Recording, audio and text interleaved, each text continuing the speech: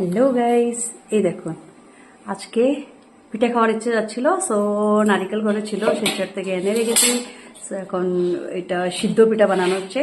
এই যে নারিকেলকে গুড় দিয়ে, বিকজ চিনি এখন আমার হাজব্যান্ড চিনি খাবেন না। সো আজকে উনি আসবে শিলচর থেকে, বাট চিনি খাবেন না, এর জন্য গুড় দিয়ে এটা নারিকেলটাকে আসানো হয়েছে। অ্যান্ড তারপরে এটাকে বকফুল বানিয়ে এই যে এরকম রোল করে দেন এটাকে শেপ দেওয়া হচ্ছে অ্যান্ড বকফুল বানানো হচ্ছে। আমি দেখাচ্ছি। সো দেখি, এই যে সিদ্ধ পিঠা বানানো হচ্ছে। কীরকম লাগছে আপনাদের বলুন তো?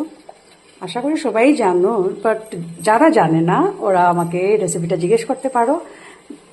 আর খেতে হলে আমার ঘরে আসতে হবে, বিকজ আমি তো পাঠাতে পারবো না।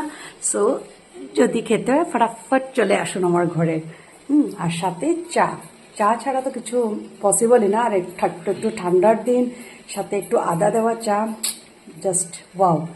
সো একবার দেখুন, এটাতে নারিকেলটা চিনি না গুড় দিয়ে আপনারাও বানাতে পারেন। বানানি নিশ্চয়ই, সব জনই বানায় গুড় দিয়ে, বিকজ চিনিটা খাওয়া এখন ঠিক না, সব সালফারের চিনি থাকে। সো এটার জন্য এগুলো তো বোধগুলো হয়ে যাচ্ছে অ্যান্ড বাকি এই যে রেডি করা হচ্ছে।